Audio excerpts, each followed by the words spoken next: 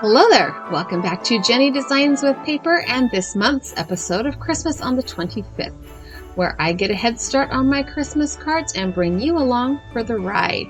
So get comfy and let's get Christmas crafty. Today I'm using the Recollections pattern paper pad from last year.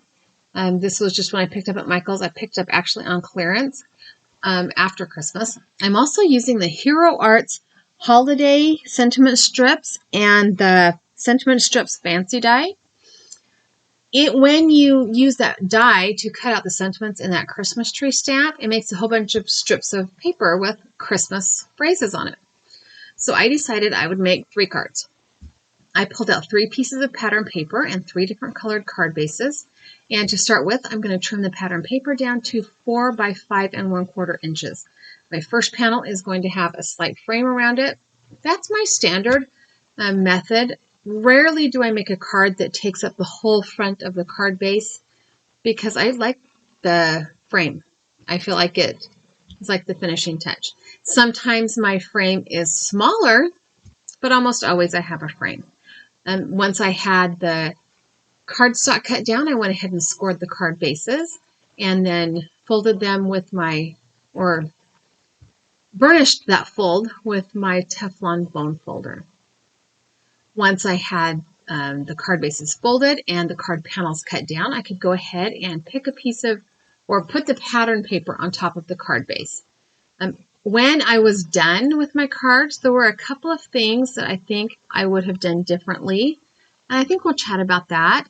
Also, my stamping wasn't perfect, and I had to come up with a way of masking that because I was not about to start over.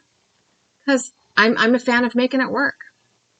So once I had the card bases put together, I pulled out my Misty and put the cardstock in the bottom corner of that Misty. And I will be stamping this stamp with Simon Says Stamp Simon Says Stamp White Pigment Ink. I'm choosing white pigment ink because I will be heat embossing with white embossing powder. Now, I forgot on this card, or on this panel of cardstock, to use my anti-static powder tool. The embossing powder did stick to it a little bit, but I didn't have any places where I couldn't get it cleaned off, and it interfered with my final product. But I did remember to go ahead and use that anti-static powder tool on the next 2 pieces of cardstock. So I've selected a light green, a dark green, and a red because originally I was going to only do 1 card, and it was the pattern paper that had the light green and the dark green and the red. And I always wanted to stamp this 3 times and cut it apart and then put it back together. But then I realized I'm going to have like enough strips to do 3 cards, so I may as well do 3 cards at one time. So that's how come you get 3 cards today instead of just 1. I am a huge fan of using stamps and dies how they were intended because, well, duh, that's why I bought them, because I like how they were created. But also, I am a huge fan of using them in whatever way you want. Very often, I will find ways to use my stamps and my dies in probably not the most traditional method. And that works for me. So once I have these all stamped and coated in that white embossing powder, I'm using Brutus Monroe Alabaster White. That's the one I have in my bin right now. I think it's fine. For detailed embossing powders, for white detailed embossing powders, I think the biggest key is that you have one that says ultra fine or fine detail, because if you have a big, thick, chunky powder, it's not going to work really good on detailed stamped images. So I did go ahead and heat set all 3 card bases or card panels, cardstock panels. And once they were dry, I went over them with, this is a Swiffer desk cloth.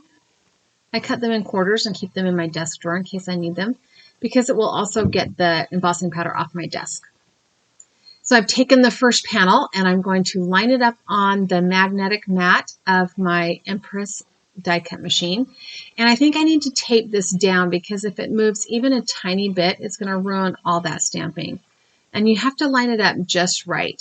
I think next time I use this stamp and die, I will not use a 1/4 sheet of cardstock. I'll leave it like a 1/2 sheet so that I can have a little bit more edge and control to it. So once I got that all trimmed off, I put my 3 little dishes on the top of the front end of my desk there. And I will put all of the strips of each color in one dish. Then I don't have to go looking for them. Although I do end up going looking for them. But they won't be mixed up. There's the right word. So I'm going to send the second panel through my die cut machine. I did learn quickly to use the tweezers to pull that tape off because then it doesn't stick to the cardstock and tear. And then here we are, last sheet.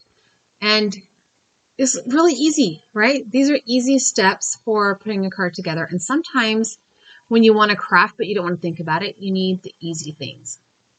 So in my adhesive supply, I have this packet of pre-cut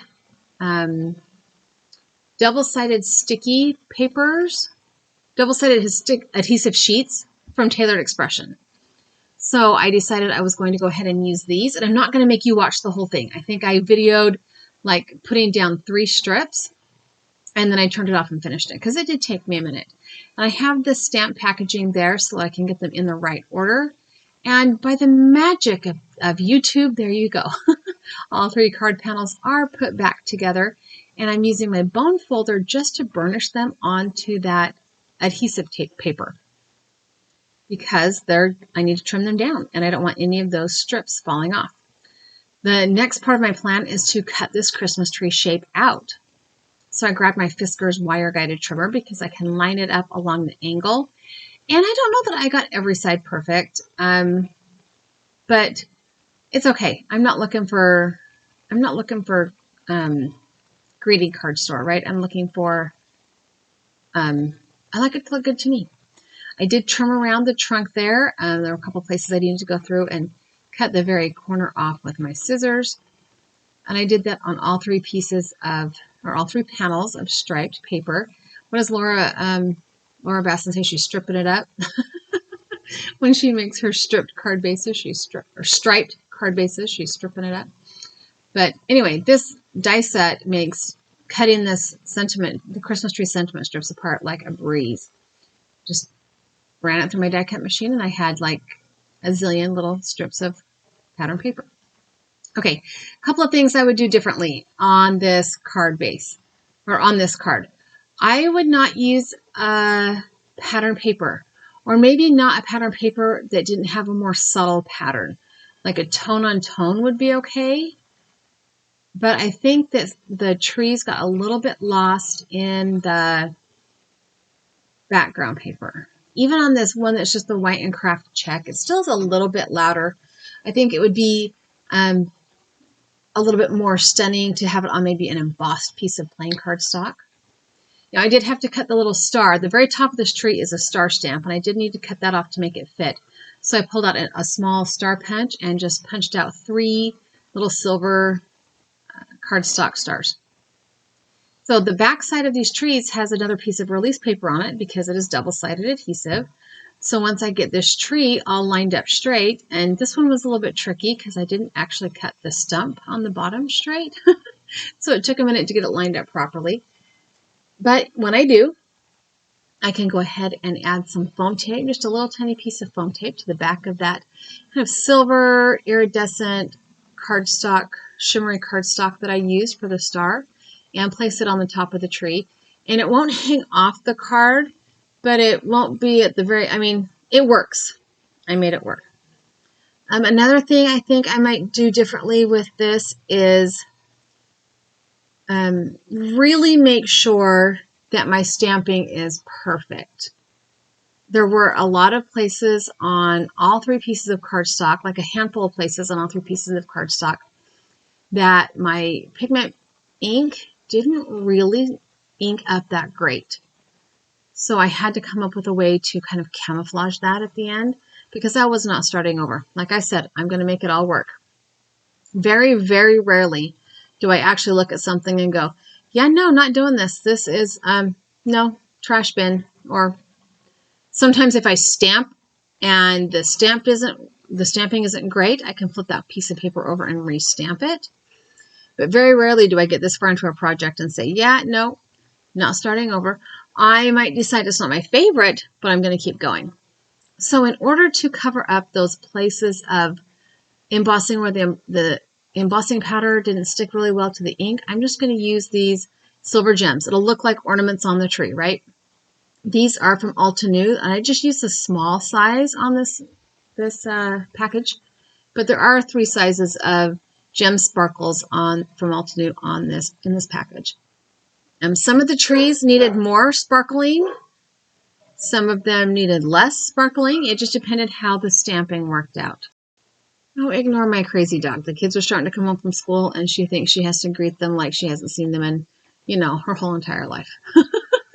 She's been a weirdo. But anyways, first I covered up the parts of the stamping that were really the most egregious, and then I just spread out the gems through the rest of the card to make it look a little bit more intentional, as opposed to a countermeasure for bad stamping. But it turned out great. I think that adding the gems to it kind of stepped them up just a little bit, made them look a little bit sparkly and a little bit pretty, and I think it was well worth the time that I took to do that. All right, so we are all done, all 3 cards. A little bit time consuming, but not a difficult process.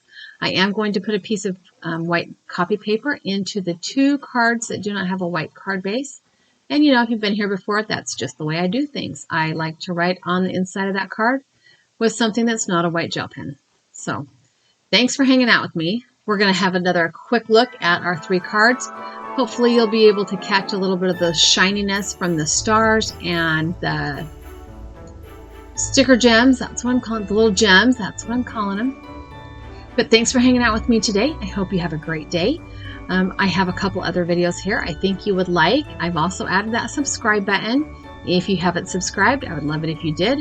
Leave me a thumbs up and a comment down below. I'd love to hear from you. And I hope you have a really fabulous day.